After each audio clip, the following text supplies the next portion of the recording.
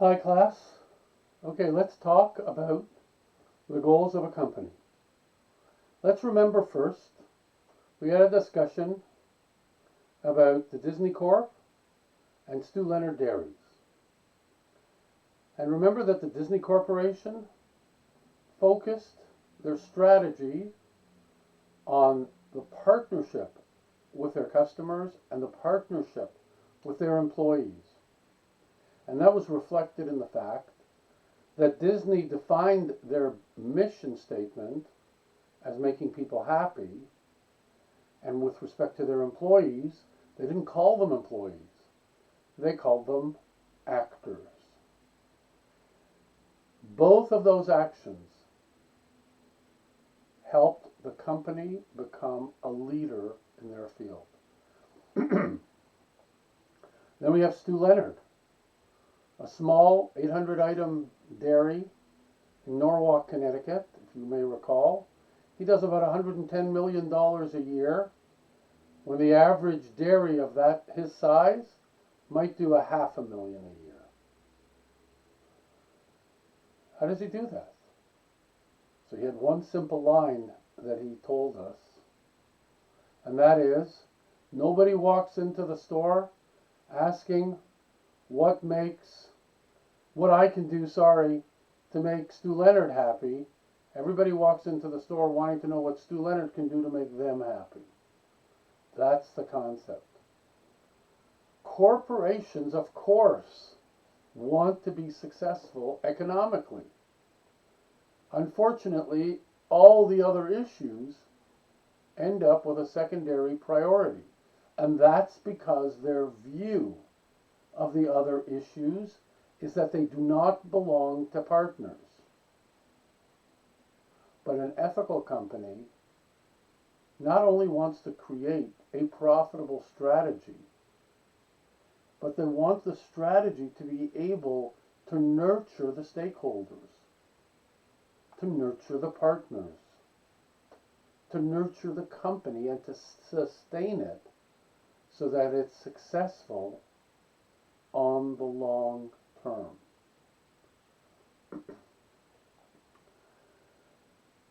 Companies need to want to be ethical.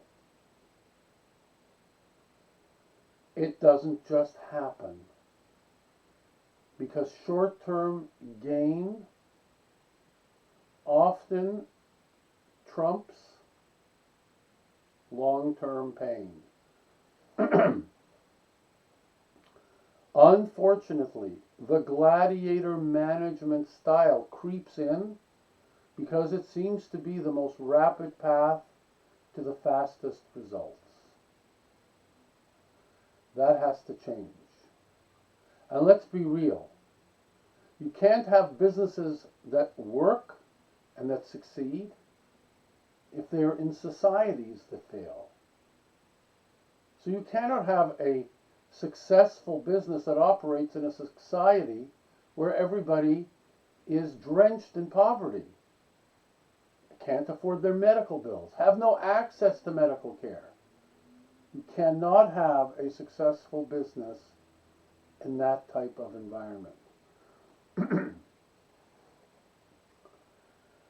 The corporate culture and the standards and the expectations that are brought to the table will ultimately rule the behavior.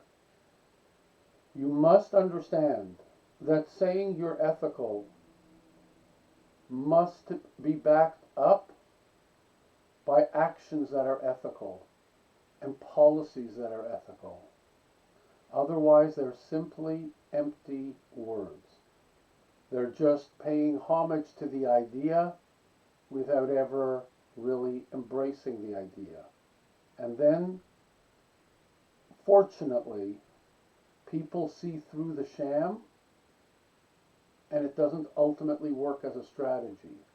And you'll get sometimes companies that will say, well, we tried this and we tried that, all these strategies you're talking about, and it didn't work. We tried it with our employees. Of course it doesn't work.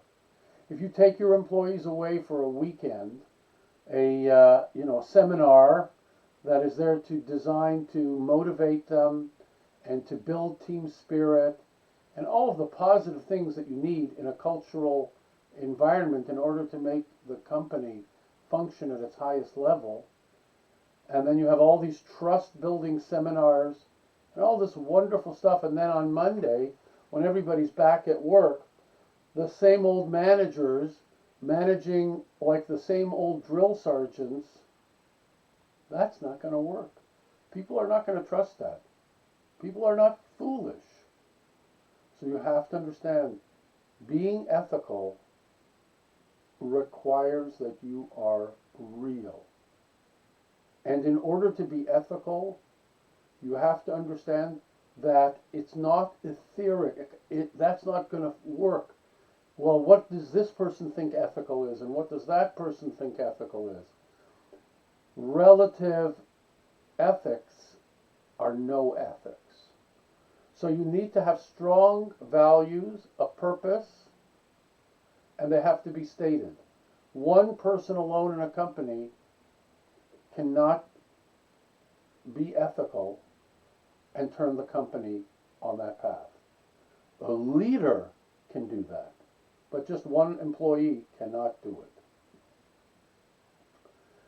That's why when we talk about the goals of a company, we need to talk about the company focusing their goals on the needs of their partners. As long as you're doing that, so you're focusing on your employees, on your customers, on the resources that you use to make your product or your service, on the shareholders. As long as you do that, the company will be sustained, it will be profitable, and it will grow into the future. When we talk about bringing values into a company, we're really talking about 4 categories or types of values. So I want to be sure you understand what we're saying when we tell a company that in order to be ethical, they have to have these values and standards. So firstly, there will be something that's called core values. And really, they are a reflection of the society that's around you. And these particular values govern all the actions of the company. So some basic types of core values that you may have encountered would be honesty. You know, if you work in a company and I work in a company and we're communicating with each other, it's kind of important for us to be honest with each other. I can't tell you as a salesperson, yes, I can deliver that product to you as the production side of the business, and then not deliver it on time to you because you're promising that to a customer. So those are core values that exist basically in every company. Now you have a second level of values. Some people call them the permission to play. In other words, you know, somebody brings their ball to a basketball game and there's rules. You know, I've got to have so-and-so on my team. And, you know, we get to start first. And if you don't play by his or her rules, then he takes his ball and he goes home, and that's the end of that. So certain types of values are like a minimum that we have to follow. The basic rules that allow us to play the game. And sometimes we don't define that, but they are defined for us by our industry. And they might be rules in terms of integrity, honesty, transparency, what has to be disclosed, packaging, and how it has to be packaged, etc., etc. These first 2 types of values, we've had very little input as managers in creating them. On the core values, it's basically what society demands. And on the permission to play, it's basically what our industry has decided. Now there are 2 other values that come into play. The first one are aspirational values. These are the values that we want to have going forward, the kind of company we want to build going forward. For example, we may say that we have environmentally, we want to be proactive to the point where our smokestack emissions, if that's part of our business, will be at such and such a level.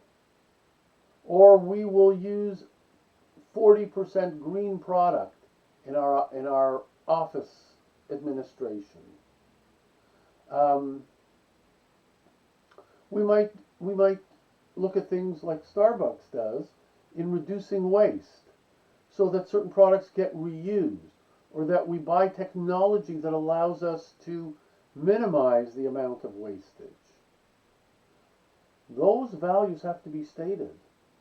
Otherwise, people, if they don't forget them, they lose sight of them.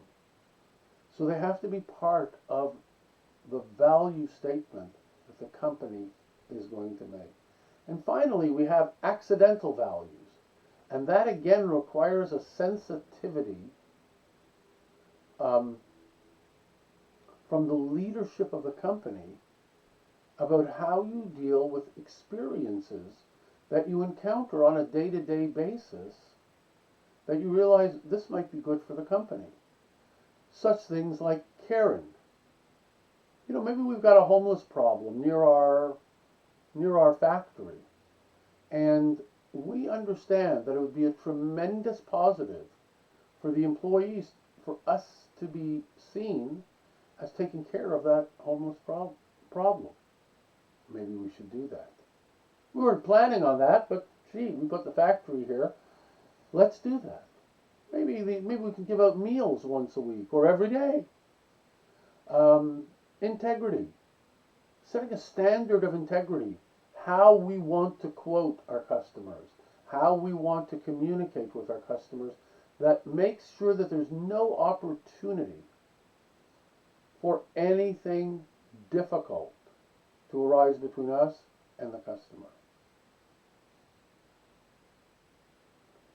That's an example of the types of values that we can see and that we can make a statement about in terms of then defining the goals of the company and where they're going to be and how we are going to be an ethical company. I can tell you that if you follow the law, that is going to give you the most minimal level of ethical strategy available.